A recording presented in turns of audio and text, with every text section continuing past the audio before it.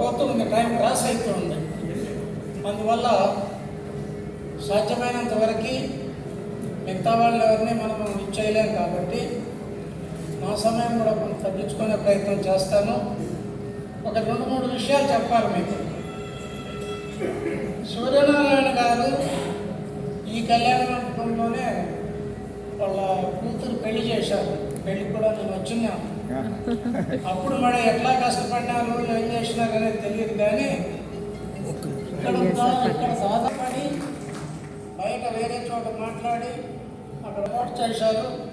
సూర్యనారాయణ గారు దాదాపు ఆయన అనుకున్నంత సంఖ్య వచ్చారు. ఆయనకు 2 ఉన్నాయి. నవ్వుతూ మాట్లాడతాడు, అందరినీ కలుపుకుంటాడు. అవసరమైతే కఠినంగా కూడా వాళ్ళని అడ్జస్ట్ చేసుకుంటాడు. 2 ఉన్నాయి. అందువల్ల సూర్యనారాయణ గారి మీద ఉన్న గౌరవం, భయము 2 కూడా చాలా నిండుగా పాలు నిండా జనం వచ్చేటట్లు చేశారు. దీనికి మొట్టమొదట సూర్యనారాయణ గారికి వెన్నంటుండి ప్రతి విషయంలో కూడా ముందుండి చేయించిన గంగాధర్, ఇంకా అనేక మంది ఉంటారు పనిచేసిన చెప్పాలి.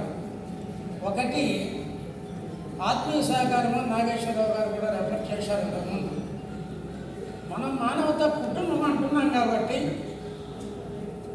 ఎవరికి కష్టం వచ్చినా మన వాళ్ళకి 600 కట్టి ఉన్న సభ్యుడైతే ఖచ్చితంగా టీమ్ ఆఫ్ పీపుల్ వెళ్ళి వాళ్ళు ఓదార్చాలి అనేది ఒకటి పెట్టాం. ఇదేదో మధ్యలో గుర్తొచ్చి అర్ధరాత్రి ఎప్పుడు గుర్తొచ్చి చెప్పింది కాదు. మానవత పెట్టిన మొట్టమొదటి రోజుల్లోనే ఎక్కడ ఆపద ఉందో, ఎక్కడ విషాదం ఉందో అక్కడ వెన్ను తట్టి 10 కన్నీటి బొట్టు కార్చే వాళ్ళని ఒక్క కన్నీటి బొట్టైనా మనం ఆపాలి అనే స్లోగన్తో వచ్చింది మానవత.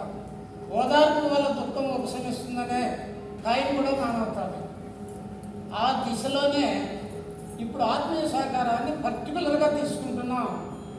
ఒక శవమును తీసుకెళ్ళేటప్పుడు, ఒక ఫార్మాలిటీస్ అన్నీ కూడా చేసేటప్పుడు ఫలాన్ని జరగలేదు తీసుకెళ్ళడానికని ఎట్లా అనుకుంటారో, మానవత వాళ్ళు రాకుండా తీసుకెళ్ళద్దు అనే రోజు వస్తే మీరు మనసు పెట్టిన పని చేస్తే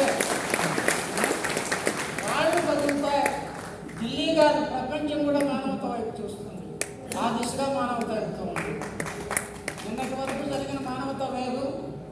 ఇప్పుడు మానవత రాష్ట్ర వ్యాప్తంగా చూస్తుంది. మానవత ఏంటి ప్రక్రియ అర్థం కాకుండా వెళ్ళిపోతుంది. ఎందుకంటే దీనికి ఒక్క కారణం ఉంది. అందరూ కూడా ఎంతో కొంత విలువలు కలిగిన వ్యక్తులు, త్యాగానికి సిద్ధపడిన వాళ్ళు పర్టికులర్లీ కమిటీలో తీసుకునేటప్పుడు there is a screening committee at every level.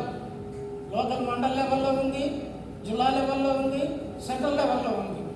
వాళ్ళన్నీ కూడా ఆచితూచి జాగ్రత్తగా టీమ్స్ వేయడం వల్ల ఈ వెస్ట్ గోదావరిలో మొట్టమొదట పుట్టిన ఈ గడ్డ మీద మీరిచ్చిన క్రమశిక్షణ, మీరు నాకు ఇచ్చిన నైతికమైన సపోర్ట్, దాంతో నేను రాష్ట్ర వ్యాప్తంగా అడుగులు వేయగలుగుతున్నానే తప్ప ఇక్కడ పెట్టిన మొదటి యూనిట్లోనే సమస్యలు వచ్చుంటే నేను ముందుకు కదిలేవాడిని కాదు.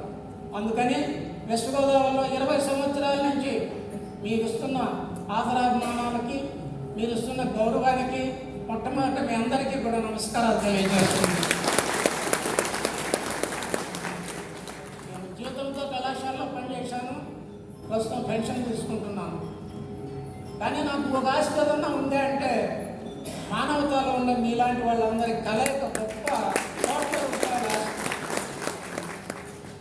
ఆ దిశగా ఆ తృప్తితో ముందుకెళ్తున్నా. నేను కోరుకునేది కూడా తుది శ్వాస ఆఖరి క్షణంలో కూడా నా శ్వాసలో మానవతనే ఉండాలని నేను అనుకుంటున్నాను. కాబట్టి మిత్రులారా, ఇది ఉపన్యాసం అవుతుంది కానీ సమయం తక్కువ తీసుకోవాల్సిన పరిస్థితి ఉంది. ఇంకొక 2 విషయాలు మీకు చెప్పాలి. ఇక్కడ 10 మందిలో కూడా మీకు చెప్పాలి. ఒకటి,